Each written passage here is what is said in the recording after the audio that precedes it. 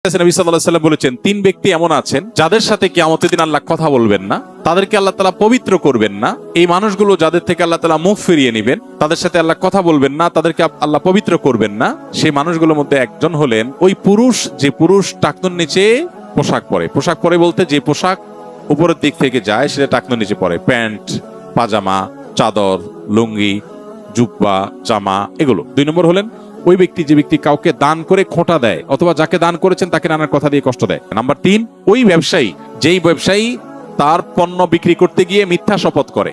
এখন তো ঘরে ঘরে ভাই আল্লাহর কিরা, এটা কিনা পড়ছে এত, ভাই কিনতেও পারে না এত টাকা দিয়া, ডাহা মিথ্যা কথা। তো এই ব্যবসায়ী যে তার পণ্য বিক্রি করার প্রয়োজনে মিথ্যা শপথ করে ক্রেতাদের সাথে, কাস্টমারের সাথে, তার দিকে আল্লাহ তাকাবেন না, তাকে পবিত্র করবেন না, এবং কিয়ামতের দিন আল্লাহ রাব্বুল আলামিন তার সাথে কথাও বলবেন না। আল্লাহ আমাদেরকে এই সমস্ত বদগুণ, খারাপ গুণ থেকে, চরিত্র থেকে হেফাজত থাকার তৌফিক দান করুন।